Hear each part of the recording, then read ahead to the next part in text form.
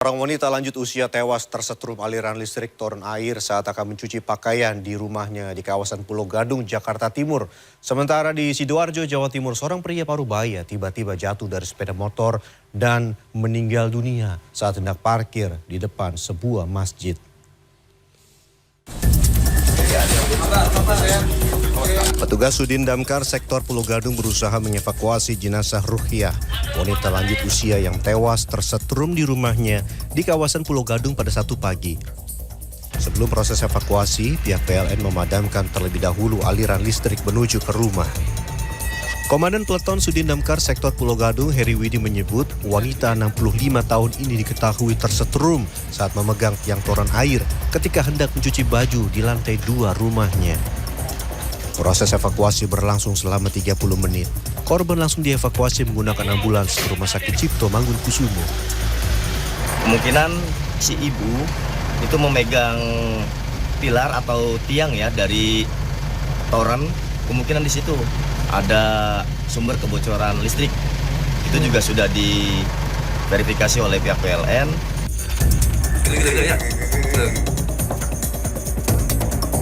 Sementara di Sidoarjo, Jawa Timur, rekaman kamera pengawas Masjid Al-Mubarok di Desa Pertapaan, Maduretno merekam detik-detik seorang pengendara motor tiba-tiba jatuh dari kendaraannya Sabtu pagi. Nampak pengendara datang ke parkiran masjid lalu parkir dan langsung terjatuh.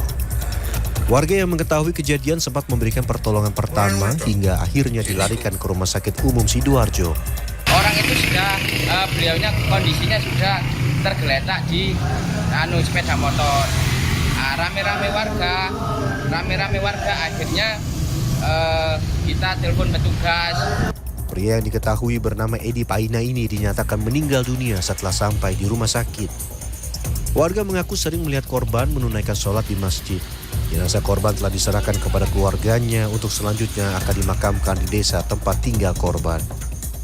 Tim Liputan CNN Indonesia. Selanjutnya kita ke informasi dari sejumlah daerah di tanah air. Kita awali dari Palembang, Sumatera Selatan. Diduga akibat korsleting listrik dari dalam kamar, sebuah rumah ludes terbakar.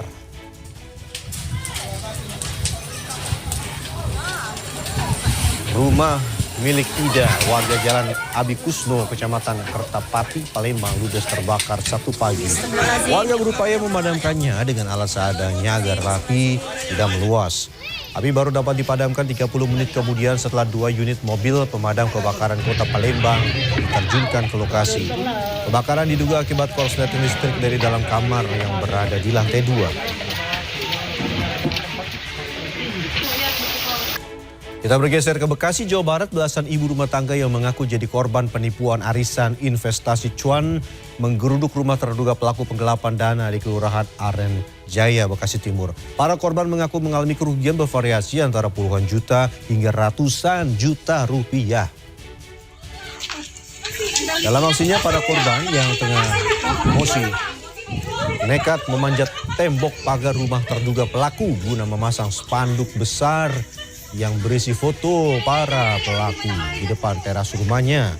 Salah satu korban mengaku datang ke rumah terduga pelaku sebagai bentuk kekecewaan karena tidak adanya tanggung jawab setelah dirinya mengalami kerugian mencapai 40 juta rupiah. Sebelumnya puluhan dari ratusan korban arisan dan investasi di Kota Bekasi, Jawa Barat pada Sabtu pekan lalu sudah melaporkan admin arisan dan investasi cuan ke Mapolres Metro Bekasi.